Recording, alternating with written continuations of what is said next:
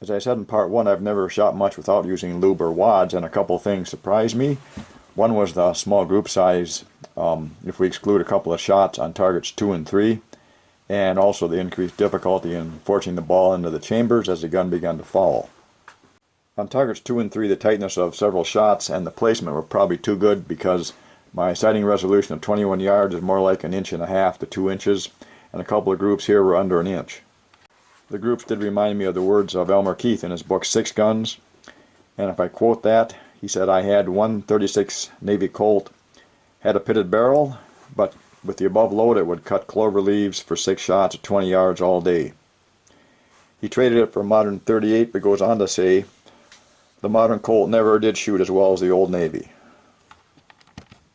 Well, I'm not sure, of course, but I don't think he meant that all 6 would be in the same hole, but that maybe out of 6 shots there'd be a pretty good chance that 3 or 4 would be touching.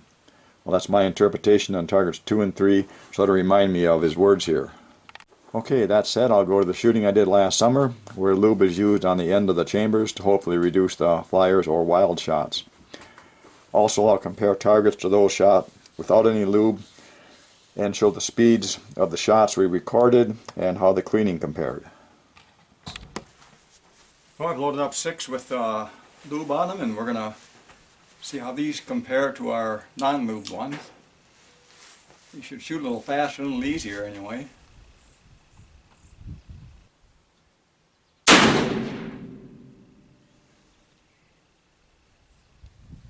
Well, 760.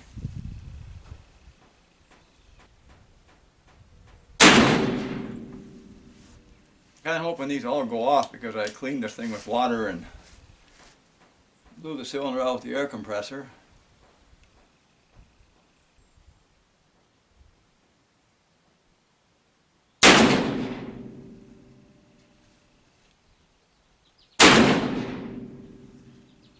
I had some bad shots without the lube. I wonder if I just gone to seed or... Well, we'll find out when we shoot 18.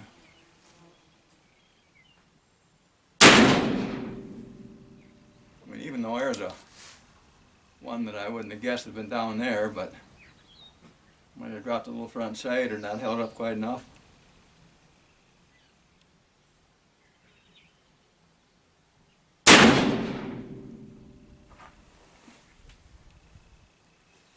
I believe that's 6. Now we're getting set up for our second string here, and I forgot to record speeds, but 669 on that number 6 shot, and I've got a couple of excuses coming up here because using a new batch of lube that I mixed up. I got that, and then I'm kind of rushing things so I can get this in before supper time starts.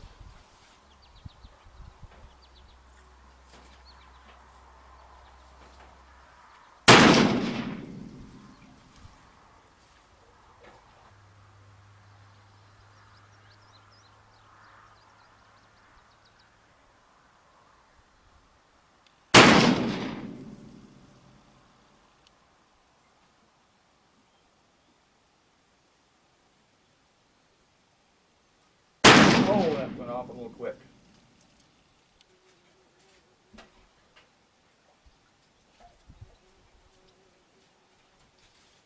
I shouldn't complain, I think it's on the paper.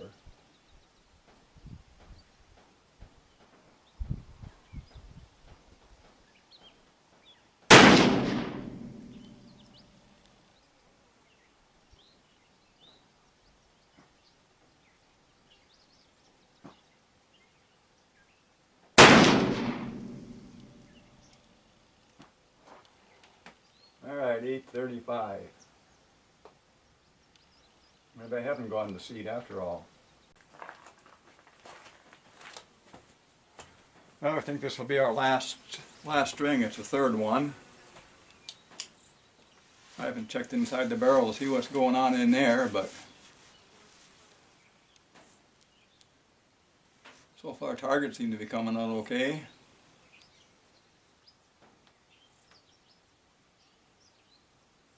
Well, that being said, I suppose I'll throw these off the paper. 820.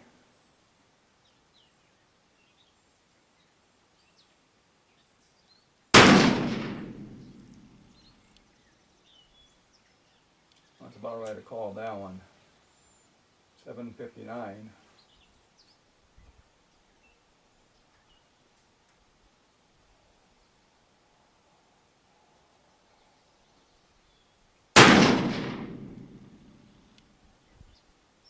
Another good excuse that I can use sometimes is that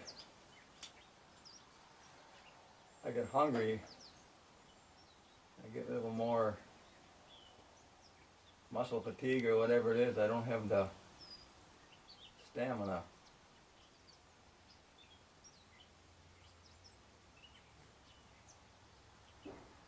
That felt low.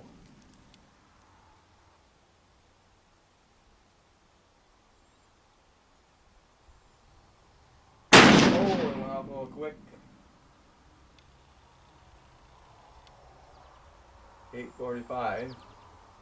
Just kind of coming down on the sights when that one broke.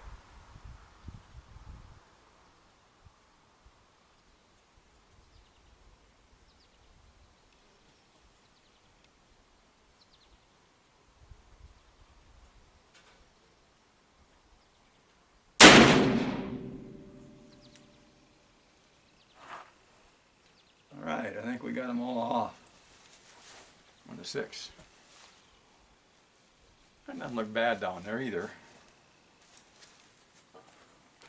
Now it was at 847.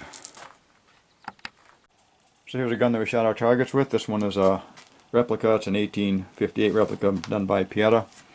Top 3 targets were shot without any lubrication, and by that we're talking about no wads were used between the powder and the ball, or did we use any kind of lubrication on the end of the chambers. So these are just powder and ball, and this is our first target that we shot with this. We shot these one at a time.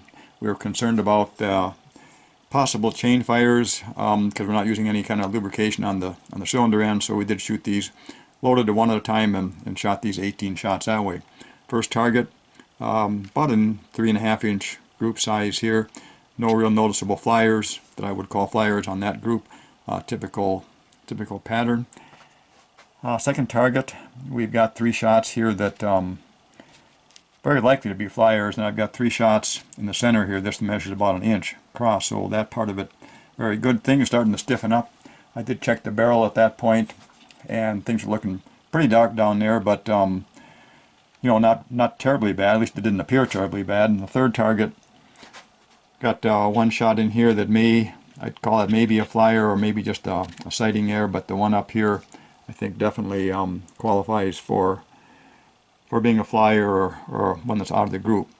4 shots right in here, really excellent. Actually measured, I think, just a little bit over 1/2 inch from center to center. Yeah, about 0.635 on that. So, you know, excellent group. Problem with this might be if this is a flyer, if you're shooting competition target shooting or something like that, we got some issues with this. The other problem I had here was actually getting the ball to load down the chambers in the cylinder. Things were really tight down there, and I had a hard time using the loading lever on the gun to force the round ball down.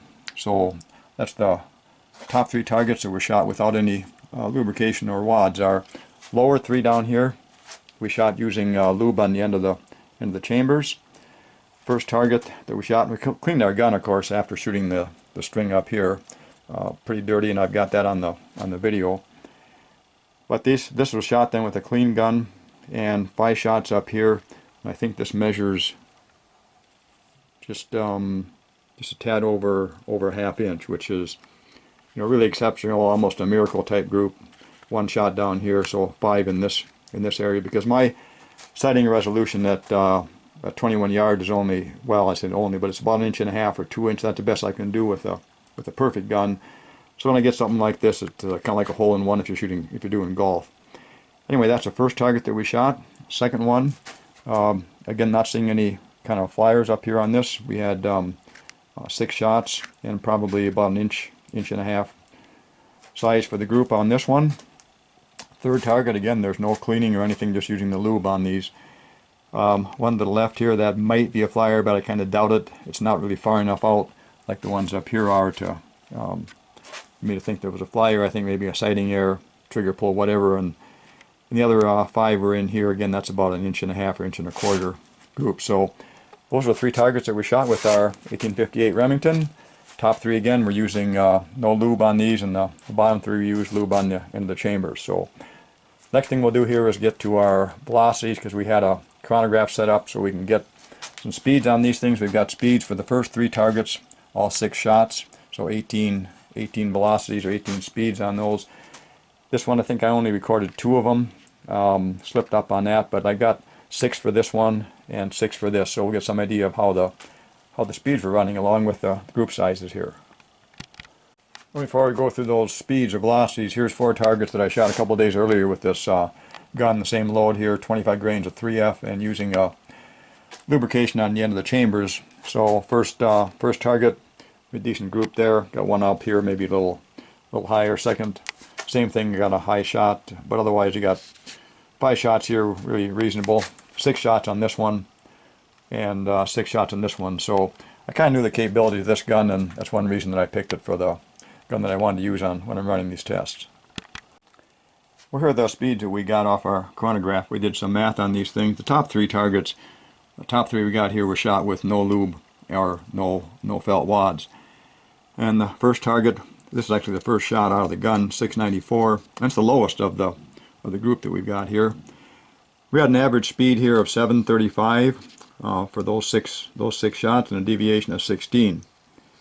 We switch to our second target here. We see that the speeds picked up to about a 781 average, so they picked up around 45 or so feet per second, and the deviation went up also to 32. Third target, continuing to go up as far as the speeds go, from 781 to 812, and we had a deviation here at 12.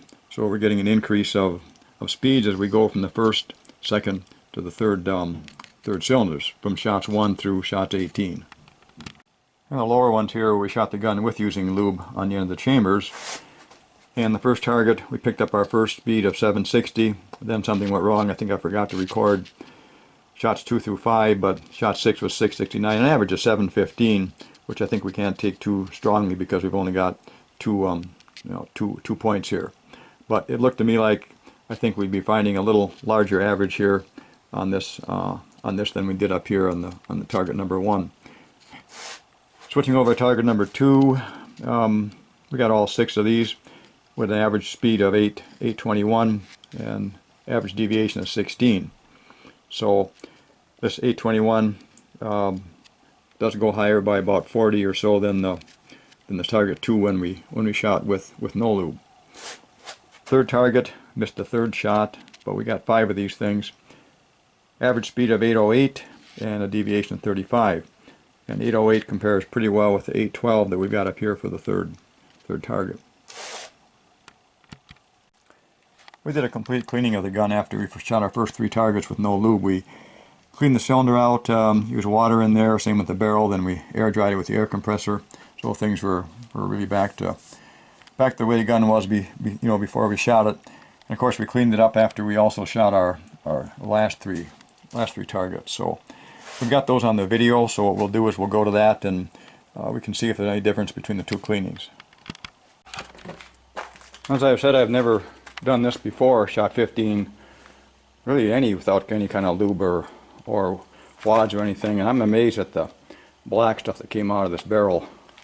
We just used the rag thing here on the end of our cleaning patch and just cleaned the barrel so far, and that's the color of the water that this thing generated. Not to mention that black spill down there and what came out of the barrel here. So new experience, and never seen anything like that before in cleaning these guns. I'll take a look at the cleaning operation here after we use some lubrication on the chamber ends. And when I look on the barrel, which this camera's not going to probably show up, but when I'm looking down there I can actually see the riflings, where before all I could see was black after we'd been shooting without the lubrication. And I was cleaning this gun after firing the 18 rounds of black powder without using any lubrication. I went to clean it. I had the barrel sitting over here and all kinds of black gooey stuff was coming out when I did this. Let's take a look at it now. I bring that back through and bring it back out. I'm getting hardly anything. I mean, yes, there was some black stuff that came out here, but there's just night and day difference between shooting it with the lubrication, lube, and not having anything in there. Just a huge difference. Some folks claim you can just wipe these things off, run some rags down through the barrel and stuff, and clean your cylinder out, and they'll be good. But when I'm looking at the back of this thing and things, I'm thinking there's a lot of powder and soot that gets every place. You know, you do that back in here, for instance. You're coming with black. So usually if I'm going to not shoot my guns for a while, I'm going to take things apart, take the innards out, and give them a good oiling and clean up. Okay, so I made 4 or 5 passes the same as I did before. I'm hardly seeing nothing down here compared to the stuff that's there. On the left hand side I'm seeing some wetness, but not that black before. Plus if I look over here inside the water area, I'm getting, that thing was black, you couldn't even see the cylinder in it before. Well, the container on the left here shows after 18 shots without using any lube or anything, and the one on the right shows after 18 shots with using some lube. So quite a bit of difference in part how they clean up. So after doing this test, I have a few things I plan to consider if I'm going to shoot without lube or wads. Maybe flyers without lube, but at the same time there could be a high level of accuracy potential. I'll need more water, timer, or whatever for the cleanup operation, and sure wouldn't want my wife to find out that I was using the kitchen sink. I'll need to start a workout program to develop the necessary strength to ram home the round balls after shooting a couple of cylinders. I didn't care much for loading single shots and plan to find a better way to prevent possible chain fires that would allow me to load 5 or 6 shots in the cylinder. Anyway, thanks for watching and hope you found this interesting.